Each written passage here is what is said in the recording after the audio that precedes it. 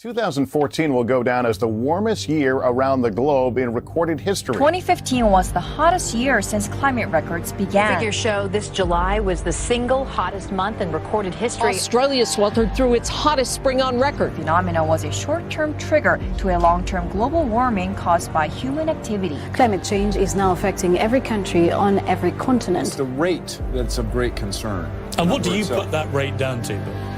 Oh, it's human activity. I think it's ridiculous. We have bigger problems right now, and it'll get cooler, it'll get warmer. It's called weather. I do not believe that human activity is causing these dramatic changes to our climate the way these scientists are portraying. 1.2 million people died because of the pollution put up into the air. This is a result of climate change. It's only going to get worse.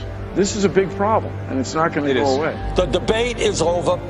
Climate change is real. It is already causing major problems. And if we do not act boldly and decisively, a bad situation will become worse. As a UN messenger of peace, I have traveled all over the world for the last 2 years documenting how this crisis is changing the natural balance of our planet. I have seen cities like Beijing choked by industrial pollution, ancient boreal forests in Canada that have been clear-cut, and rainforests in Indonesia that have been incinerated. In India, I met farmers whose crops have been literally washed away by historic flooding. In America, I've witnessed unprecedented droughts in California and sea level rise flooding the streets of Miami. In Greenland and in the Arctic, I was astonished to see that ancient glaciers are rapidly disappearing, well ahead of scientific predictions.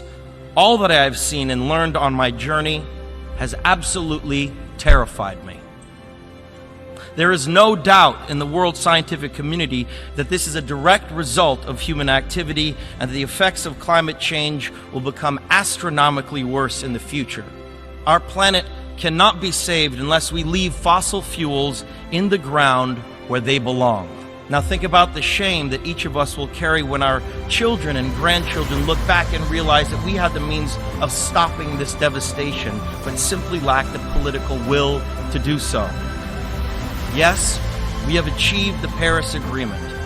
More countries have come together here to sign this agreement today than for any other cause in the history of humankind, and that is reason for hope.